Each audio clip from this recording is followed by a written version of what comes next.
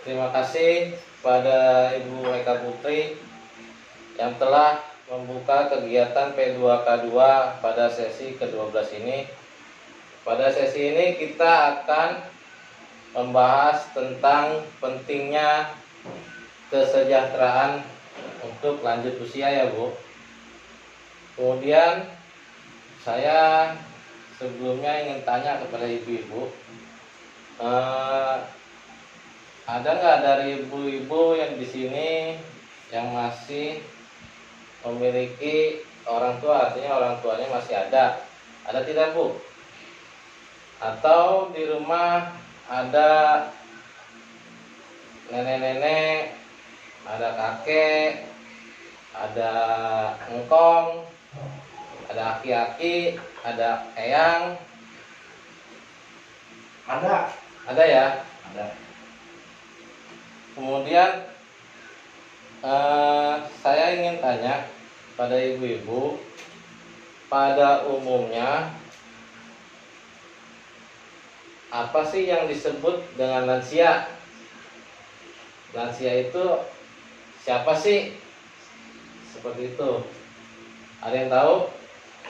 Yang tadi dari awal saya tanya, lansia itu saya kakek. Ada lagi sebutan yang lain? Ya, semacam kayak eyang kakung.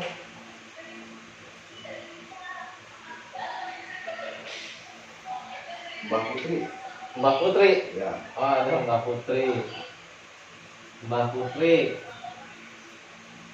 Apalagi sebutannya? Ada kakek, ada nenek. Grandmother. Hah? Grandmother. Grandmother. Ya. Kenapa bahasanya? Grandmother. Kayak makan fried chicken aja tiap hari. Ada nenek ya. Ya. Kemudian ya, dan lain-lain lah. Itu yang kita sebut dengan lansia. Kemudian saya ingin bertanya lagi nih kepada ibu-ibu. Pada umumnya lansia ini adanya di mana aja sih? Lansia ini adanya di mana aja? Coba saya ingin tanya kepada ibu-ibu. Di panti jompo. Di panti ya? Di panti. Ada lagi di mana? Di dalam keluarga juga ada ya? Keluarga ada. RPS. RPS itu apa? Rumah Perlindungan Sosial. Rumah Perlindungan Sosial. Ya. Oke.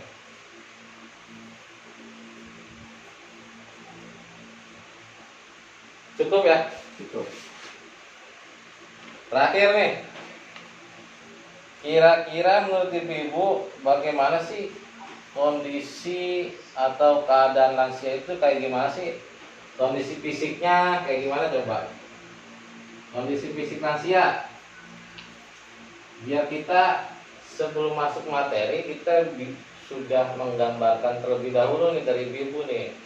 Kondisi lansia itu seperti apa sih? Jadi nanti ketika kita masuk pengertian lansia, ibu-ibu sudah punya basic awal pengetahuan tentang lansia. Kondisinya lansia itu seperti apa Bu? Kulitnya keriput. Oh, kulitnya udah keriput ya? Ya. Kulitnya udah keriput. Terus Dari giginya gigi opong. giginya udah Kropos. berkurang ya giginya. Ya. Gigi berkurang. Kalau dari kondisi psikologis, lansia itu psikologisnya kayak gimana sih? Kalau psikologisnya itu mudah emosi. Mudah emosi ya? Mudah emosi. Terus Kalau lupa ingatan, sering lupa ingatan. lupa ingatan, berarti masuknya ke kondisi fisik ya, Oh, dikit ya. lupa ingatan. Tapi ada juga lansia yang dia nggak emosian, ada juga dia pasrah, dia bahwa di akhir hidupnya, di umur yang tua dia sudah rajin beribadah. Kemudian ada juga yang pasrah, kondisi psikologinya udah pasrah. Kemudian kalau dari keadaan sosialnya, lansia itu seperti apa? Keadaan lingkungan sosial, Dia sering beribadah, banyak doa. sering beribadah, banyak doa. Ya. Tadi itu dia psikologisnya, karena dia di akhir tua dia sering ibadah. Mungkin dia Mandiri. ditinggal anaknya ya, secara lingkungan, ditinggal anaknya kerja, kemudian dia sudah tidak dapat berkontribusi untuk lingkungan. Ya bukan begitu Bu, begitu Bu ya. Ya.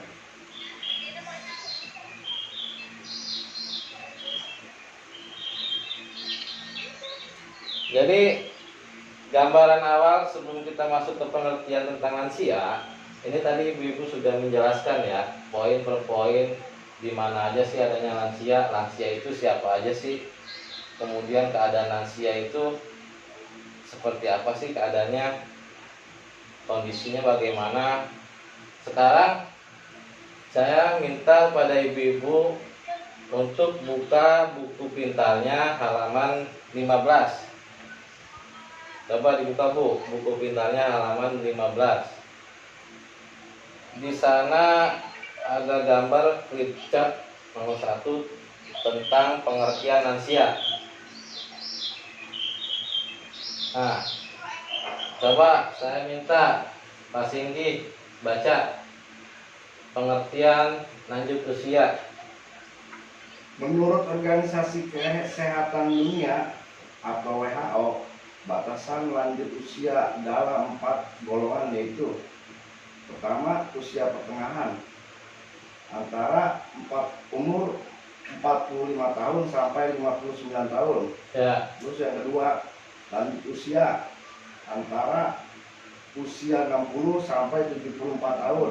ya, Yang ketiga, lanjut usia tua antara usia 75 tahun sampai 90 tahun.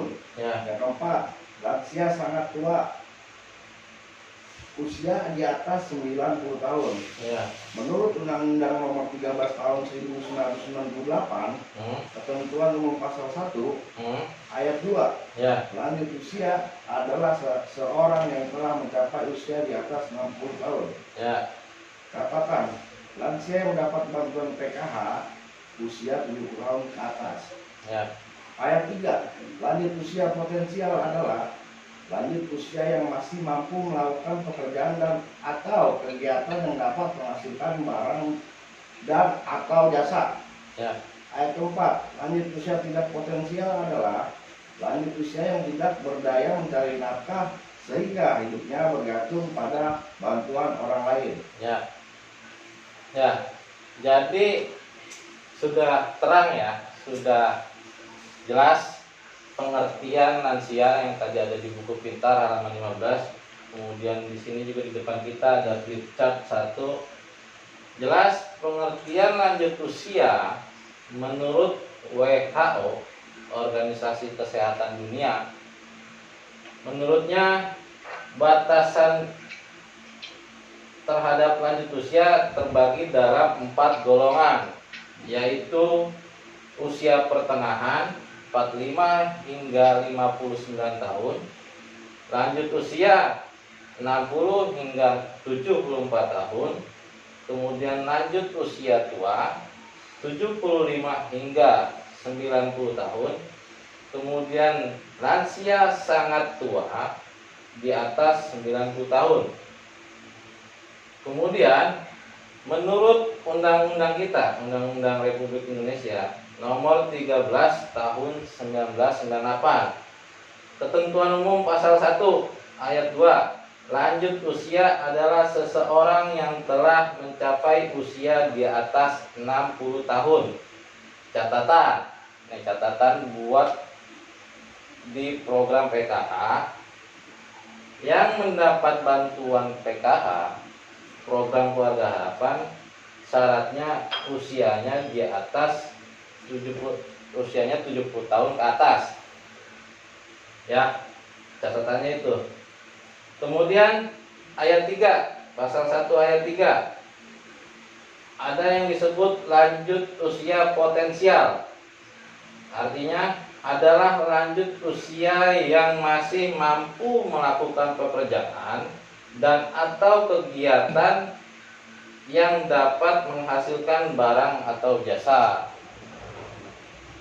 Ya, jadi dia sudah ada umur, tapi dia masih bisa mampu untuk menghasilkan barang dan jasanya, masih bisa bekerja.